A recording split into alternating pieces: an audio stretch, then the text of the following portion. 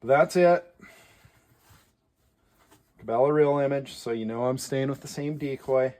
We have smoke gray. I think it's too dark for a mallard, so I'm going to mix some white into it. This is going to lighten it up, and I'm going to mix quite a bit of white into it because I want it lighter than what it currently is. We're going to go give that a look right there. That's going to be close. We're going to come in just a little bit more here.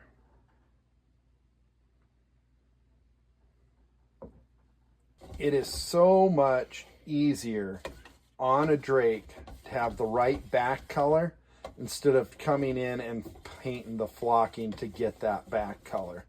So if we can start with the perfect base color, then we don't have to do nearly as much painting, and it's gonna go a lot faster. I like a bright late season mallard, so I'm gonna continue to lighten this even more. Oh yeah, there we go. Really, really soft gray now. And that's gonna leave us to a really nice looking drake mallard back. We're gonna come in with a light with feather gray over it, and it's really gonna look nice. One more time here, and then I think we're golden.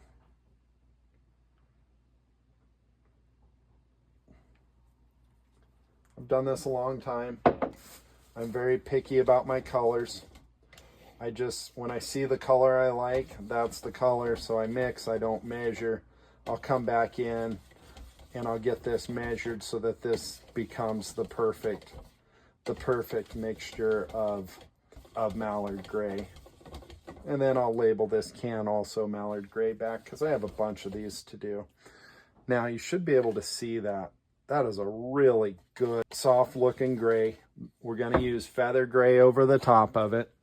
Feather gray right there. And I think it'll come out just a hair dark, but that's okay. We'll adjust it with our second coat. If we need to go on lighter with the gray base coat, we can lighten it on that second coat. One thing you have to be careful of the way when you're mixing paint is getting paint on your gloves. Okay. See there, I've got gray on that glove. Wipe it off really good, because on my palms, this one's a perfect example. I have white on my palm. Well, when I start grabbing that decoy's head, I do not want to put white on there. So we will make sure we're really well cleaned up here. Before we get started, we're going to go with our 2-inch brush. Two places you can grab these. You're going to see right there, I grabbed the bill. On the paint, what did I leave on the tape right there? I left a white spot. Do not touch your head here. You're also going to see, before we come in here painting, I have got green all over. I need to probably mask this. Matter of fact, I'm going to do that. White painter's tape. I don't like to put it on there. Get it so you guys can see it here. But if you don't put it on there, you're going to hit it. Okay, we're going to come down like that. This one we're just going to run up. And we'll come back in with another piece. Now, I didn't go all the way around. I can control my brush good enough to keep out of this. Back here, though, it's going to be so hard to try to work around that. 2-inch brush, big brush.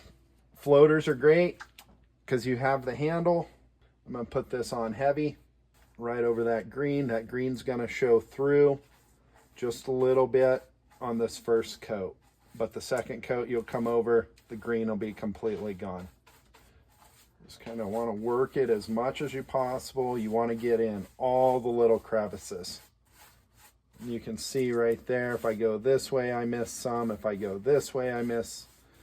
You just really got to work it in good on this first coat to make sure that you have the coverage you desire.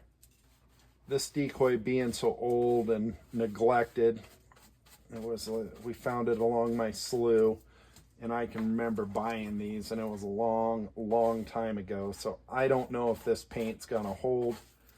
We'll see after it dries, I guess. Very careful. very, very careful to keep it on the green. You want to keep it up. Went up just a little bit right there, but it did hit the tape for the most part. A little bit of coverage is okay because we can always come back over it with the airbrush when we paint the head. And you'll see it's running right there because I've got too much. So we're just going to pull it down. Feather detailing on this decoy is amazing, but makes it harder to paint. Now you see right there we have a brush. Okay, that brush hair, these cheap brushes shed. You will end up with some of that, and you want to pull them off, because if you don't pull them off, if you're like me, you'll see it and you'll pull it off eventually, and then it'll leave a spot and cause a weak spot in your flocking. I don't care about getting paint on the bottom. It's going to be floating in the water. Nobody's going to see it. And get that decoy good. You want every crack and crevice hit. When I first started this, I came back in and black flocked this because I thought it looked better.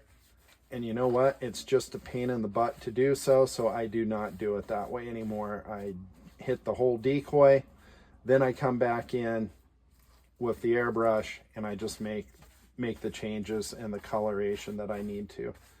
Feather gray flocking over a soft gray. You can see right there is a spot that's missed. Okay, it's always good to right in that tail. Another quick look before we get going. All right, I think we got all the spots. Yep.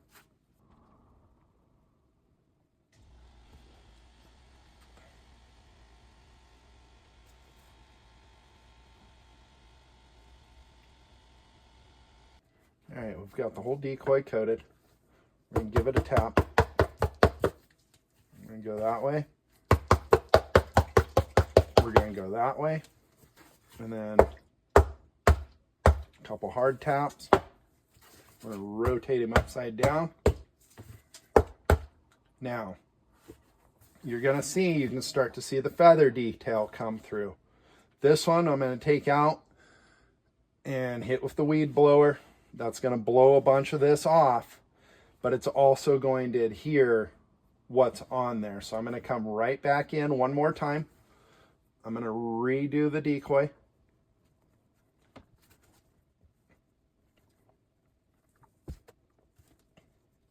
Okay, again, get on there. You can see, as I do this, you can see the flocking jump.